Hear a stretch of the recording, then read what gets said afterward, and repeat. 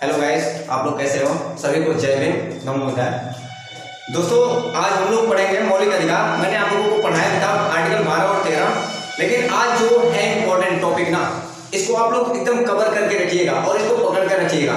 लोग तो बहुत से मौलिक अधिकार पढ़ाते हैं, लेकिन आज जो मैं पढ़ाऊंगा ना, ऐसा हमारे हिसाब से अपने आप को तो तारीफ तो करना नहीं चाहिए, लेकिन ऐसा कोई बताता नहीं है डिटेल में, एकदम गहराई से अध्ययन करके। तो आपको पता होगा कि मौलिक अधिकार को जो है 7 वर्गों में विभाजित किया गया है, याद रखिएगा। और जो हम आज बता रहे हैं ना, इसको एकदम पकड़ के रखिएगा। पक्का है कि आप कभी जिंदगी में नहीं भूलोगे अगर इसको 2-3 बार वीडियो देख लिए तो। मैंने क्या बताया, मौलिक अधिकार को 7 भागों में या 7 वर्गों में विभाजित किया जाता है। पहला समानता का अधिकार, मैंने आप लोगों को आर्टिकल 12-13 बता दिया है, उसके बाद से है समानता का अधिकार। 14 से लेकर 18 तक है समानता का अधिकार, पहला हो गया। दूसरा कह रहा है स्वतंत्रता का अधिकार।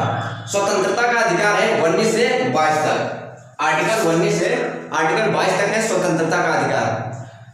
अगला तीसरा है शोषण के विरुद्ध अधिकार। ये शोषण के विरुद्ध, जैसे लोगों पर शोषण क्या क्या हुआ है इसके बारे में बताया गया है। तो शोषण का विरुद्ध अधिकार ये आर्टिकल किस में है, तो 22 से लेकर 23-24 तक है आपका शोषण का विरुद्ध अधिकार। 23-24 में है शोषण का विरुद्ध अधिकार, और 25 में है धार्मिक, जैसे कि 5 नंबर है या 4 नंबर बोलते हैं धार्मिक स्वतंत्रता का अधिकार, और 5 नंबर है सांस्कृतिक। धार्मिक स्वतंत्रता का अधिकार है 25 से लेकर 28 तक आर्टिकल, और 5वां नंबर है सांस्कृतिक एवं शिक्षा का अधिकार।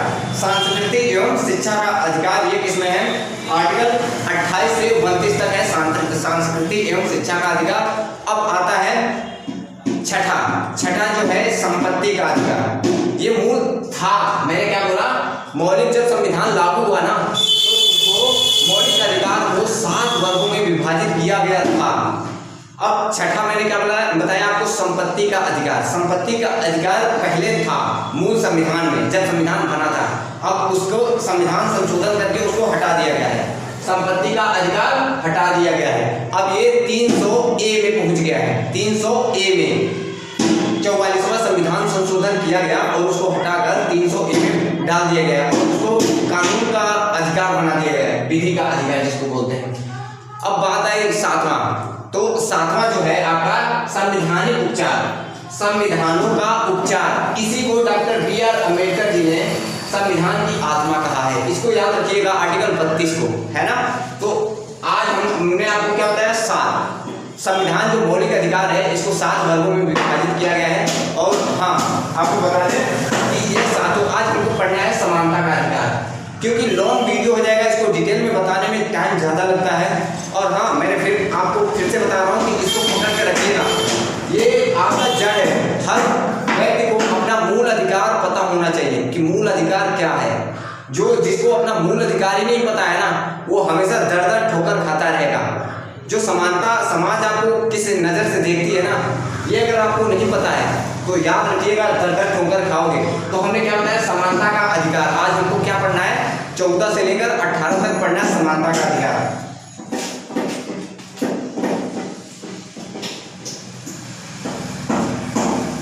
क्या पढ़ना है, समानता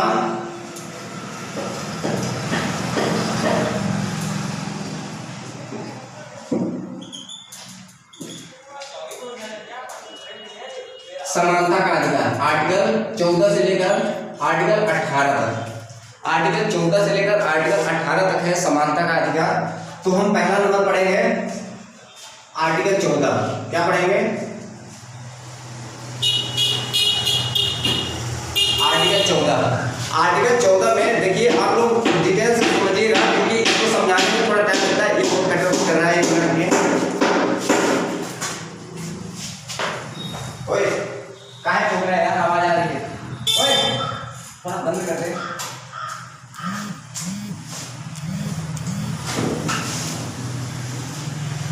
आर्टिकल 14 क्या कहता है, वो तो थोड़ा खिटपिट ज्यादा कर रहा था ना, तो उसको समझाने चला गया। आर्टिकल 14 मैंने क्या बताया, आर्टिकल 14 कहता है कि विधि के समक्ष समानता। आर्टिकल 14 कहता है कि विधि के समक्ष समानता। आप लोगों को लिखकर दिखा दूं, ये कहता है कि विधि के समक्ष समानता, जैसे इसको बोलते हैं कानून का समक्ष समानता भी बोल सकते हैं, क्योंकि कानून और विधि दोनों एक ही है। तो आप लोग इसमें कंफ्यूज मत होइएगा। आपको बता दें कि विधि के समक्ष समानता ये कहाँ से लिया गया है, तो ये सबसे पहले यूके ब्रिटेन द्वारा लिया गया था, और इसमें ये कहा गया था सबसे पहले एक थे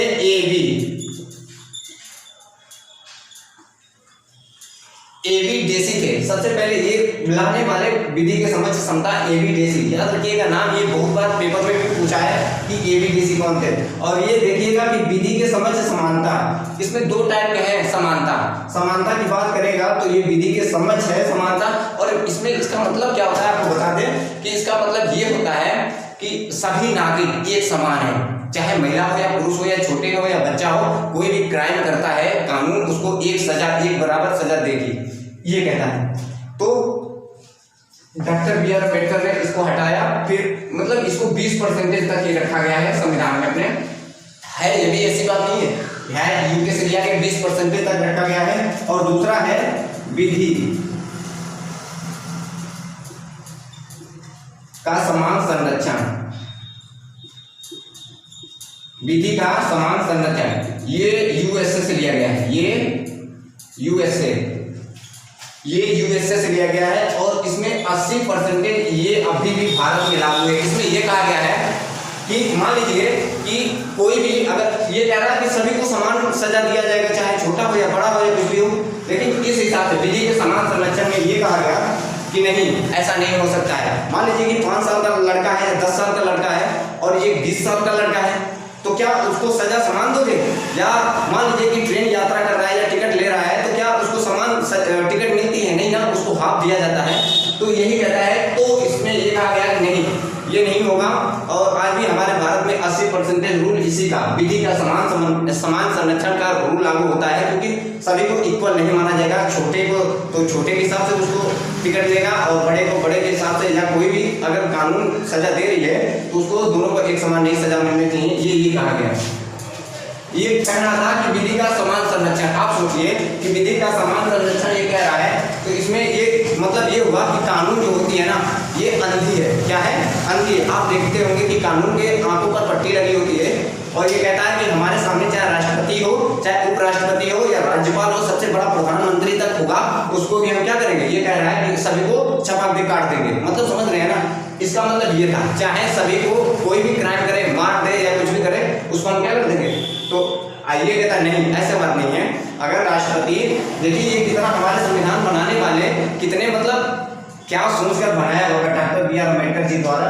देखिए इसमें ये कहा गया कि नहीं, ऐसा नहीं हो सकता है। मान लीजिए कि राष्ट्रपति है और राज्यपाल है। मान लीजिए दो लोगों का एग्जांपल ले रहा हूं। राज्यपाल आर्टिकल 71 मान लो, ये आर्टिकल 162 मान लेते हैं। आर्टिकल राष्ट्रपति होगा तो ये क्या और इसका दोनों का सजा समान होगा। मान लीजिए कि ये 10 साल के लिए इसको सजा हो जाए, इसके हिसाब से 10 साल के लिए हो जाए, और ये 20 साल के लिए हो जाए। तो ऐसा इन्होंने कहा गया कि अगर ये दोनों का सजा अगर ये चाहे तो अपना आर्टिकल 71 वजह से अपना सजा माफ कर सकता है, अगर ऐसा होगा तो। और ये क्या कहेगा? राज्यपाल आर्टिकल 162 के तहत अपना सजा माफ कर सकता है। तो ये इनको तो सजा होगा ही नहीं, तो बड़ी दिक्कत आ गई। तो ये कहा गया कि नहीं, doctor B are Ambedkar ji और डॉक्टर राजेंद्र प्रसाद, दोनों लोगों में बहुत लंबी बहस छिड़ी।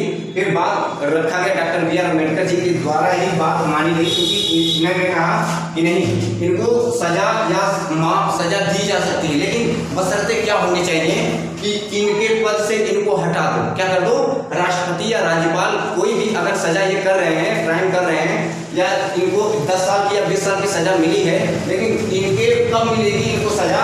ये तो अपना सजा माफ कर सकते हैं ना, तो इनको सजा तो होगा ही नहीं। तो ये लोग, इनको कहा गया कि इनके पद से इन दोनों को हटा दो, और फिर इनके पद से जब हटा दोगे तो देखो, इनके पद से हटा दोगे तो तब इनको सजा, कानून जो है या न्यायालय जो जाओगे, सुप्रीम कोर्ट या हाई कोर्ट, ये इनको दोनों की सजा दे सकती है। तो आप लोगों को आई समझ में आया होगा कि आर्टिकल 14 क्या है, हम समझा पा रहे हैं क्या? आप लोगों को कमेंट करके बताइएगा। और अगर समझ में आ रहा है तो लोगों को ज़्यादा से ज़्यादा बताइए कि आर्टिकल 14 क्या है। आर्टिकल 14 समानता का अधिकार हम लोग पढ़ रहे हैं। आर्टिकल 14 समझ में आया होगा आपको। तो मैंने क्या बताया, विधि के समय से समता ये 20% लागू होती है और विधि का समान संरक्षण ये 80% अभी भी भारत में लागू है ना। अब आर्टिकल हम लोग 15 पढ़ेंगे। आर्टिकल 15 बताते हैं। इधर ऐसा लिखा है कि आप लोगों को समझ नहीं आएगा तो हम ऐसे इस हिसाब से लिखे हैं ताकि आप लोगों का एक भी पॉइंट छूटने ना पाए। आर्टिकल 15 आर्टिकल 15 क्या कहता है? धर्म, मूल वंश, जाति और पहला, दूसरा, तीसरा और चौथा लिंग और पांचवा जन्म स्थान। ये 5 है। इनके हिसाब से कौन कौन? सरकार और या पब्लिक। सरकार या पब्लिक, धर्म, मूल वंश, जाति, लिंग और जन्म स्थान, इस हिसाब से इनके साथ कोई भेदभाव इंसान के साथ नहीं कर सकती, मनुष्य के साथ कोई भेदभाव नहीं कर सकती। कौन? सरकार हो, सरकार भी अपने पदवी पर होगी ना, फिर भी धर्म या मूल वंश या जाति या कोई नरेंद्र मोदी मान लीजिए किसी भी जाति या समुदाय के हैं, क्या SC ST OBC के साथ क्या वो जाति व्यवस्था या कुछ करके उनके साथ भेदभाव नहीं कर सकती। अगर ऐसा होगा तो संविधान उनको भी सजा दे सकती है, ऐसी बात नहीं है। तो मैंने क्या बोला, सरकार हो, कोई किसी की भी सरकार हो, मान लीजिए इस समय तो BJP की सरकार है, फिर BSP की आ जाएगी या किसी की आ जाए, तो वो अपने जैसे कि वो अपना ही सिर्फ नहीं देखेगी, सबको एक समान नागरिक समझेगी। तो यही है। और पब्लिक का मतलब कि कोई भी पब्लिक हो, उसके हिसाब से उस पब्लिक में भी कोई जात पात भेदभाव या धर्म के आधार पर या लिंग के आधार पर उसके साथ वो नहीं कर सकती है, मतलब छुआछूत या कुछ भी नहीं कर सकती। तो मैंने क्या बोला, धर्म के आधार पर। क्या बोला? धर्म के आधार पर, मूल वंश के, जाति के, लिंग के और जन्म स्थान। आइए बताते हैं कि धर्म का मतलब, आप किसी भी धर्म के हो या किसी भी समुदाय के हो, आप किसी के साथ भेदभाव नहीं करेंगे, समझ रहे हैं ना। मूल वंश का मतलब आप कहीं के भी रहने वाले हो, मूल वंश आपका कोई भी वंश हो या कुछ भी हो, तो आप दूसरे वंश का या मूल वंश किसी वंश के साथ भी भेदभाव नहीं करेंगे, या दूसरा। फिर जाति के आधार पर आप मान लीजिए कि ब्राह्मण है या क्षत्रिय है, और SC ST मान लीजिए दलित में कोई मान लीजिए कि चमार है या पासी है या कुर्मी है, आप बड़े भी कितने भी जात के क्यों ना हो, मान लीजिए ब्राह्मण है, पहले लोग ब्राह्मण वगैरह तो भेदभाव जैसे छुआछूत वगैरह करते थे, उसी हिसाब से कि आप जाति के आधार पर भी भेदभाव नहीं कर सकते हो। आप डायरेक्ट सुप्रीम कोर्ट में जाइए, अगर कोई भी आपके साथ भेदभाव करता है या कोई ऐसा जात के आधार पर करे या मूल वंश के आधार पर करे या धर्म के आधार पर कर रहा है या लिंग के आधार पर कर रहा है, लिंग का मतलब कोई लड़की है और लड़का है, इन दोनों में भेदभाव हो जाता है कि वो लड़की है तो इससे दूरी बनाओ, ये और ये है तो इससे दूरी बनाओ। मैंने क्या बताया था कि जब डॉक्टर BR अम्बेडकर जी ने मनुस्मृति को पढ़ा था तो उसमें क्या बताए थे कि जब मनुस्मृति का अध्ययन किया तो उसमें पाया कि महिलाएं जो है ये पुरुषों से दुगनी या दोहरी गुलाम है, तो इसीलिए मनुस्मृति को जलाया होगा, आप समझ सकते हो। तो ये बात है, लिंग के आधार पर किसी महिला या पुरुष के साथ भी आप भेदभाव नहीं कर सकते हो। और फिर तीसरा क्या है, पांचवा जन्म स्थान पर। जन्म स्थान मतलब, जन्म स्थान का मतलब आप समझ सकते हो कि आप मान लीजिए बिहार में हो या यूपी के हो या कहीं गुजरात के हो या कहीं के हो, आप किसी दूसरे स्टेट में जाते हो, जैसे कि महाराष्ट्र में, चेन्नई में और आंध्र प्रदेश वगैरह, इधर चले जाओ बड़े बड़े शहरों में, तो वहाँ पर भेदभाव कोई नहीं कर सकता है। जैसे कि जाते हैं तो लोग भाषा के आधार पर भेदभाव करने लगते हैं कि ये बिहारी है और ये यूपी वाला है, इनकी भाषा वहाँ का जो लोग नहीं समझ पाते हैं तो उस आधार पर भी भेदभाव होने लगता है। ये किस आर्टिकल, ये जन्म के स्थान पर भी भेदभाव नहीं कर सकते हैं, ये किसमें कहा गया है, मैंने क्या बताया, आर्टिकल 15 में ये सब बातें हैं। आप दोस्तों अगर आप इसको पढ़ लेते हो ना, अगर आपके साथ किस हिसाब से आप कोई ये कर रहा है, आप उसका वीडियो बना लीजिए और सुप्रीम कोर्ट या कहीं पर भी ले जाकर आप दिखा दीजिए तो उसको पनिशमेंट मिलेगी और उसको बहुत कड़ी से कड़ी सजा दी जाएगी। हो सकता है कि उसको उम्र कैद भी हो सकता है, ऐसी बात नहीं, क्योंकि इसमें जो आर्टिकल में कहा गया ना, आप बस आपके साथ जहां भी ऐसा हो, धर्म के आधार पर, मूल वंश के आधार पर, जात के आधार पर, लिंग के आधार पर और जन्म स्थान के आधार पर, तो आपको ये करना है। आप कभी भी जाति और मूल वंश ये सब दिखाइएगा सुप्रीम कोर्ट में। दोस्तों तो आपको ये समझ में आया होगा और मैं आप लोगों को समझा पा रहा हूँ, कमेंट करके बताइएगा। और देखिए अगला है जैसे कि भलाई के लिए भेदभाव कर सकते हैं। आपको बता दें कि जैसे भेदभाव भलाई के लिए कर सकते हैं। भलाई के लिए मतलब आपको समझा दें कि जैसे कि महिला है तो क्या बॉर्डर पर जहाँ पर लड़ाई होती है वहाँ पर जा सकती है क्या? नहीं ना। तो उसके लिए भेदभाव थोड़ा किया जा सकता है कि महिला है भाई इसको पुरुषों के तुलना में थोड़ा कम होती है, तो इस आधार पर उसको वहाँ पर नहीं भेजा जाएगा, क्योंकि उस पुरुष को पुरुष होता है, थोड़ा आप समझ सकते हो, महिला वहाँ पर नहीं जा सकती। इस आधार पर भेदभाव किया जा सकता है कि महिला है भाई उसको मत भेजो वहाँ पर। अब देखिए बात आती है आरक्षण। आरक्षण की बात आती है। आरक्षण का मतलब आपको बता दें कि जिसको आरक्षण मिलता है तो वो तो खुश है, और जिसको नहीं मिलता है वो भी मतलब खुश तो है नहीं भाई, क्योंकि उसको आरक्षण नहीं मिलता है तो बहुत दुख है। इन दोनों में ये झगड़ा हो जाती है, मतलब कि उसको क्यों आरक्षण मिला और जो जिसको मिला है तो वो कह रहा है मुझे क्यों नहीं मिलेगा। तो इस आधार पर बहुत ज्यादा भेदभाव होती है। ऐसा भेदभाव करना नहीं चाहिए। आप लोग समझदार हो, क्योंकि आरक्षण क्यों दिया जाता है आपको बता दें कि SC ST OBC और इन लोगों को आरक्षण मिलता है, लेकिन कहाँ तक मिलता है हमारे हिसाब से तो आपको बता दें कि जब नौकरी वगैरह लेने जाते हैं वहीं पर 2-4% आरक्षण मिल जाता है, लेकिन हर जगह पर तो इनको आरक्षण नहीं मिलता है ना। आप समझ सकते हो अगर आरक्षण गलत होता तो सुप्रीम कोर्ट जो है, सुप्रीम कोर्ट इसको कब का ही उसको हटा दी होती। आप समझदार हो, सुप्रीम कोर्ट जो है ये सबसे पहले ये आरक्षण को हटा दी होती, लेकिन हटाई नहीं है ना।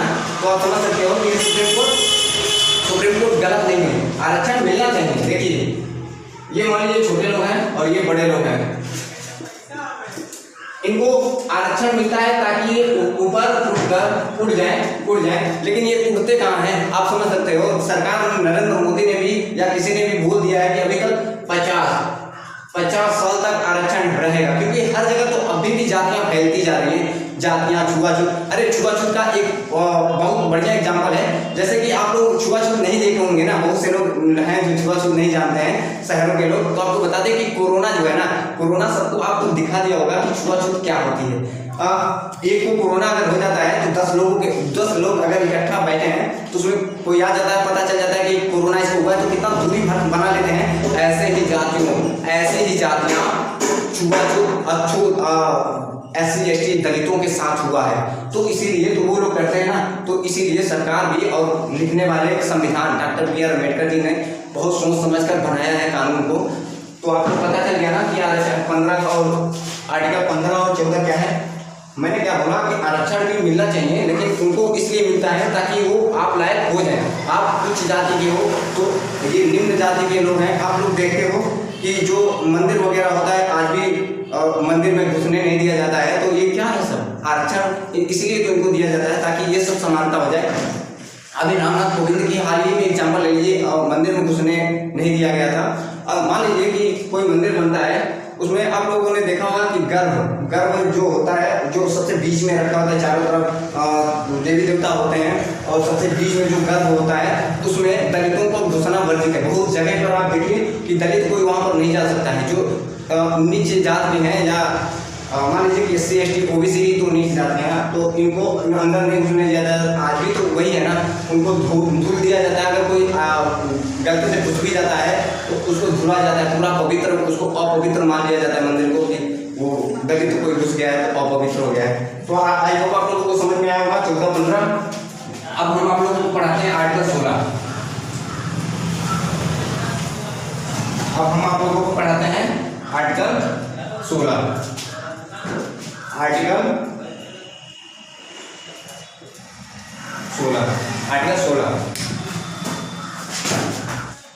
16 हमने क्या बोला? आर्टिकल 16 लोक नियोजन के विषय में अवसर की समानता। आर्टिकल 16 क्या है?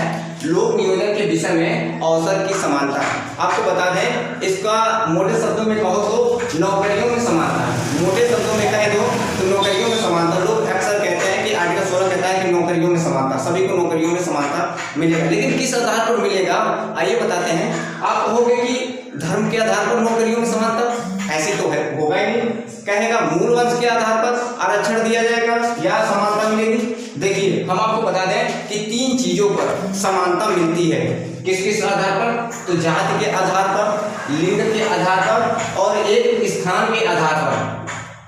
लेकिन आपको धर्म के आधार पर आपको आरक्षण मिलेगा तो ऐसा हर चीज नहीं होगा, और मूल वंश के आधार पर आरक्षण मिलेगा तो ऐसा हर विभाजित नहीं होगा। हाँ, जात के आधार पर मिलेगा, जैसे कि एससी एसटी और ओबीसी, इन लोगों को नौकरियों में थोड़ा या कहीं पर भी आरक्षण मिलता है। किस आधार पर? जात के आधार पर। दूसरा, लिंग के आधार पर। लिंग का आधार पर मतलब महिला और पुरुष में, जैसे कि आप मान लीजिए कि आप जर्नल में हो तो जर्नल में एक महिला है और जर्नल में एक पुरुष है, तो उसमें भी पुरुष को उतना आरक्षण नहीं मिलेगा जितना महिला को आरक्षण दिया जाता है। तो आपको समझ में आया, लिंग के आधार पर भी आरक्षण दिया जाएगा। किसमें? तो आर्टिकल 16 में, ध्यान से देखिएगा। और पांचवा है, मेन है स्थान के आधार पर। स्थान के आधार पर भी आरक्षण दिया जाएगा, लेकिन ध्यान से देखिए कब। जैसे कि आरक्षण मान लीजिए छत्तीसगढ़ है, असम है, वहाँ के कुछ क्षेत्र हैं, एरिया हैं, जैसे असम का कुछ एरिया है, वहाँ के लोग बहुत दबे कुचले और मतलब ऐसे हैं जो उनको आरक्षण दिया जाता है, आते हैं। जैसे नेपाल के लोग कहीं जाते हैं, छोटे कद के जो होते हैं उनको भी आरक्षण दिया जाता है। और उड़ीसा का जैसे कि पोलो हांडी उड़ीसा में स्थान है, जैसे नगर बोलते हैं, वहाँ के लोग इतने पीछे हैं ना, उनको जब जाते हैं तो नौकरियों में या कहीं पर आरक्षण दिया जाता है। लेकिन आपको बता दें कि धर्म के आधार पर, मूल वंश के आधार पर ऐसे ही इन पर आरक्षण नहीं दे सकते हैं ना। आपको आर्टिकल 16 समझ में आया? मैंने क्या बोला? लोक नियोजन के विषय में अवसर के समानता। क्या बोला? लोक नियोजन के विषय में अवसर की समानता आर्टिकल 16 कहता है। मोटे शब्दों में कहो तो नौकरियों में समानता। आर्टिकल 16 आप लोगों को समझ में आया ना? हाँ, आ गया होगा। 2-3 बार वीडियो आप देखोगे ना तो आपको समझ में आ जाएगा। अब आर्टिकल हम 17 पढ़ते हैं। आर्टिकल आपको बता दें मोटे शब्दों में, बड़े शब्दों में, तो आर्टिकल 17 आपको पता होना चाहिए कि आर्टिकल 17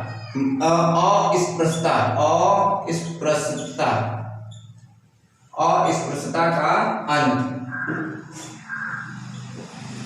अस्पृश्यता का अंत लोग, बहुत से लोग ऐसे हमारे जो समाज के लोग हैं, एससी एसटी ओबीसी, ऐसे लोग हैं जिनको अस्पृश्यता जानते ही नहीं है कि अस्पृश्यता क्या होता है। अस्पृश्यता का मतलब ये होता है कि छुआछूत। क्या बोलते हैं? छुआछूत। आप कोई भी आपके साथ अगर छुआछूत करता है तो आप हाई कोर्ट, सुप्रीम कोर्ट कहीं भी जाकर आप बता सकते हो या प्रूफ के साथ उसको दिखा सकते हो। कहीं पर कितना भी खास हो या आपके गांव में या शहर में कोई भी आपके साथ छुआछूत करता है तो बाबा साहब डॉक्टर B.R. अम्बेडकर ने साफ कहा है अस्पृश्यता का अंत। हम अस्पृश्यता का अंत करते हैं। अगर आपके साथ कोई भेदभाव, छुआछूत करता है तो आप कोर्ट में जाइए, सुप्रीम कोर्ट जाइए। अगर पुलिस नहीं सुनती है, आपके प्रधान आपका साथ नहीं देते हैं या कोई साथ नहीं देता है, तो आप डायरेक्ट हमारे पास आइए, हम आपको इजाजत देते हैं। आर्टिकल 32 कहता है कि सुप्रीम कोर्ट में डायरेक्ट आप जा सकते हैं। तो इसलिए आर्टिकल अस्पृश्यता। आपको पता होगा कि ग्रामीण में, जैसे ग्रामीण होता है, ग्रामीण होता है, मान लीजिए 2 ही चीज होता है, ग्रामीण होता है और एक शहरी होता है। ग्रामीण होता है, ग्रामीण में आज भी लोग छुआछूत करते हैं। आपने देखा होगा कि आपके पूर्वजों या कोई भी होते हैं तो जब बड़े उच्च जाति के लोग जब जाते थे तो चारपाई पर बैठे होते थे, वहां से उठ जाते थे, क्योंकि उनको इज्जत दिया जाता था और वो खुद उनके दूरी बनाकर रहते थे। तो इसीलिए अस्पृश्यता आज भी ग्रामीण में देखते होंगे। हाँ, अभी आपको मैंने बताया ना कि छुआ जो कोरोना आया है ना, तो जैसे कि लोग भागते हैं, उसी प्रकार आज, पहले तो एग्जाम्पल नहीं मिलता था, लेकिन आज तो एग्जाम्पल मिल गया ना। छुआछूत अस्पृश्यता एकदम सेम वही है कि अगर छुआछूत लोगों से कैसे दूर हटना है, ऐसे लोग गले में हंडी, कमर में झाड़ू, अगर कोई निकलता था रास्ते से तो उनसे दूरी बनाने के लिए उनका रास्ता जब जाते थे तो वो रेखारी बन जाते थे ना। रेखारी का मतलब समझ रहे हो ना, निशान बन जाते थे। तो उसको मिटाने के लिए गले में हंडी थूकने के लिए कि रोड पर नहीं थूक सकते हो, और कमर में झाड़ू बांध देते थे कि अगर वो चलता जा रहा है तो उसका जो पैरों का निशान है वो मिटता जाएगा। तो अस्पृश्यता आप लोगों को समझ में आया होगा, मैंने आपको समझा दिया होगा। जैसे कि इस समय उसको मिटाने के लिए, अस्पृश्यता का अंत करने के लिए हरिजन एक्ट आया है। हरिजन एक्ट एससी एसटी पर अगर आपके साथ छुआछूत करता है या भेदभाव करता है तो आप तुरंत जाकर हरिजन एक्ट लगा सकते हैं, या कोई मारता है तभी भी आप हरिजन एक्ट लगा सकते हैं। और ऐसे बहुत से तमाम ऐसे आए हैं जो इसको अस्पृश्यता के बारे में बताता है। आपको पता होगा कि अस्पृश्यता को रोकने के लिए, अस्पृश्यता को रोकने के लिए आर्टिकल 17 के साथ ही 15(2) मतलब 15 आर्टिकल 17 के साथ, आर्टिकल 17 में आपको समझ में में आना अस्पृश्यता का अंत क्या है। शहरी में तो इस समय कम है और ग्रामीण में थोड़ा ज़्यादा है। तो मैंने क्या बोला, आर्टिकल 17 ट्रैक्टर वगैरह निकलते हैं दोस्तों, थोड़ा माइक का प्रॉब्लम है, जल्दी सही हो जाएगा। आप लोग बस साथ देते रहिए और वीडियो शेयर करेंगे तो जल्दी लोग इसको जितना देखेंगे ज़्यादा तो उतना जल्दी थोड़ा समझ सकते हो। ये शहरी है, तो शहरी में अस्पृश्यता जैसे दिल्ली, मुंबई, महाराष्ट्र में आजकल लोगों के पास टाइम कहाँ है, तो इसी प्रकार इसलिए वहाँ पर छुआछूत वगैरह सब कम हो गया, लेकिन शहरों में आज भी है, लोगों के साथ छुआछूत करते हैं। तो मैंने क्या बोला कि आर्टिकल 17 के साथ ही 15(2) जिसको बोलते हैं आर्टिकल 15(2) में भी उसका अंत किया गया है। आर्टिकल 2, अगर आपको आर्टिकल 17 नहीं पता है तो आर्टिकल 15(2) देखिए, उसमें भी सेम यही बातें कही गई है कि आपके साथ कोई भेदभाव नहीं कर सकता है। आपको आर्टिकल 17 समझ में आ गया होगा। अब हम पढ़ते हैं आर्टिकल 18। आर्टिकल 18 कहता है कि उपाधियों का अंत। क्या कहता है, वहाँ पर छोटा लिखा है, आपको समझ में शायद ना आए, हम बताते हैं। आर्टिकल 18 कहता है कि उपाधियों का अंत।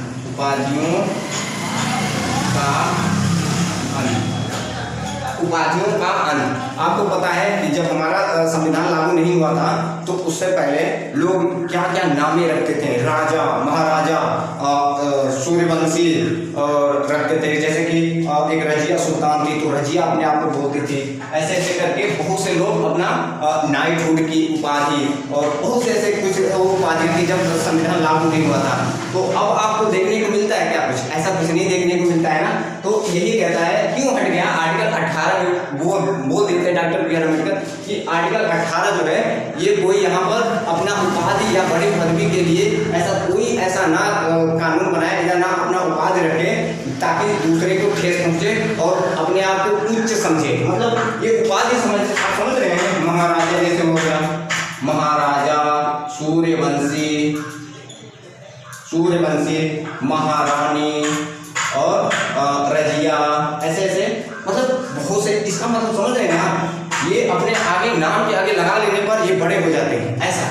तो इनको हटाने के लिए किस आर्टिकल 18 का प्रयोग किया गया कि इसमें कहा गया कि ना ही तुम महाराजा हो अपने आगे लगा सकते हो और ना ही सूर्यवंशी लगा सकते हो, ना ही महारानी लगा सकते हो, ना ही रजिया सुल्तान लगा सकते हो, ना ही नाइटहुड की उपाधि लगा सकते हो। ऐसे बहुत जितने भी उपाधियां थी सबको क्या कर दिया गया है, आर्टिकल 18 में समाप्त कर दिया गया है। मतलब ऐसे आप समझ सकते हो। जैसे इसका लगाने का मतलब आप समझ सकते हो क्या होता है। ये लगा देने पर तानाशाही, भेदभाव और लोगों में समानता नहीं आएगी, समझ रहे हैं ना। इस हिसाब से इसको हटाया गया। देखिए मैंने क्या किया है, तानाशाही, भेदभाव और ऊंच नीच का ये किसको दर्शाता है, ये सिर्फ भेदभाव, जात पात और छुआछूत ऐसे तमाम चीजों को ये दर्शाता है, इसीलिए इसको अंत कर दिया गया है। Doctor B are Ambedkar ji ने समझ लिया था कि अगर इसको अपने समाज में अगर समानता लानी है ना तो इन सभी को हटाना ही होगा, नहीं तो ये अपने समाज में समानता नहीं आएगी। तो आई होप आप लोगों को समझ में आया होगा। नाइटहुड की उपाधि वगैरह ये सब हमने आपको समझा दिया है आर्टिकल 14 से लेकर आर्टिकल 18 तक। तो मुझे अपने आप पर थोड़ा वो अजीब फील हो रहा है, जैसे कि लग रहा है कि हम आप लोगों को समझा पाए हैं या नहीं। आप लोग कमेंट करके बताइएगा कि क्या मैं आप लोगों को समझा पाया हूँ। आर्टिकल 14 समानता का अधिकार क्या आप लोगों को मैंने समझा पाया है। अगर समझा लिया हो तो कमेंट करके जरूर बताइएगा। और अगर ऐसे आप लोग इसको शेयर वगैरह करते रहोगे, लोगों तक पहुंचाओगे, तो मैं A to Z जो पॉइंट है ना अपने संविधान में अंग है जो किस लिए बना है संविधान कोई नहीं जानता है। आप आस पड़ोस वगैरह वगैरह जो चीज़ देखते हो ना ये सब संविधान में लिखा है, वही हो रहा है आपके साथ, समझ रहे। लेकिन आप अपने अधिकार को और अपने जितनी भी आपको चीज़ मिलना चाहिए ना वो आप अपने आप को समझ नहीं पाते हो।